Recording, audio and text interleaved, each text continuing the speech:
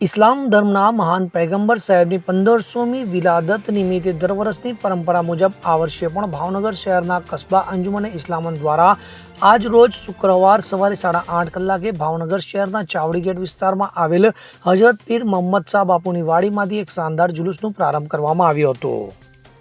આ જુલુસના પ્રારંભે દરગાહ શરીફમાં ચાદર ચઢાવી સલાતુ સલામ પડવામાં આવી હતી તો સામૂહિક દુઆઓ પણ કરવામાં આવી હતી। ત્યારબાદ શહેરના સિટી ડીવાયએસપી સિંગાલ સાહેબે લીલી ઝંડી બતાવીને જુલુસને પ્રસ્થાન કરાવ્યું હતું। તો આ જુલુસ શહેરના રાજમાર્ગો પર ફરી બપોરના 2 કલાકે લારસા ચોકમાં જુલુસ સંપન્ન થવા પામ્યું હતું। તો આ જુલુસ કોમી એકતા ભાઈચારાના માહોલમાં શુલે શાંતિથી સંપન્ન થયું હતું। આ જુલુસમાં બાપુની વાડીની દરગાહના ખાદિમ ખોજા શિયાઈસના અશરી જમાતની મસ્જિદના પેશ ઇમામ સાહેબ દાઉદી વોરા સમાજના આમિલ સાહેબ તેમજ અન્ય આલિમ સાહેબો મૌલાના સાહેબો અને મદ્રેસાના બાળકો મિલાદ પાર્ટીઓ તેમજ સમસ્ત મુસ્લિમ સમાજના મહાનુભાવો આગેવાનો કસ્બા અંજુમને ઇસ્લામના જનરલ સભાના સભ્યો તેમજ ખિદમત કમિટીના સભ્યો મોટી સંખ્યામાં આ જુલુસમાં જોડાઈને જુલુસની વ્યવસ્થામાં સહભાગી થયા હતા।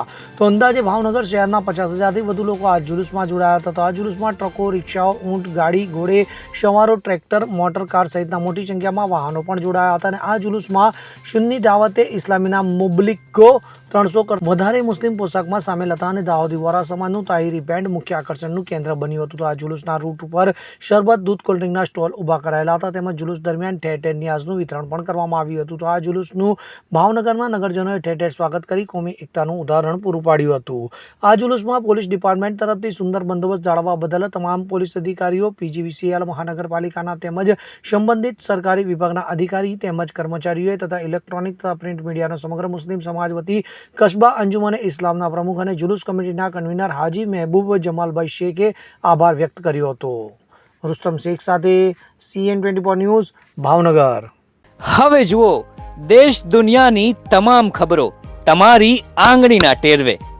ઉઠાવો મોબાઈલ અને ગૂગલ પ્લે સ્ટોર પરથી ડાઉનલોડ કરો અમારી CN24 ન્યૂઝ મોબાઈલ એપ।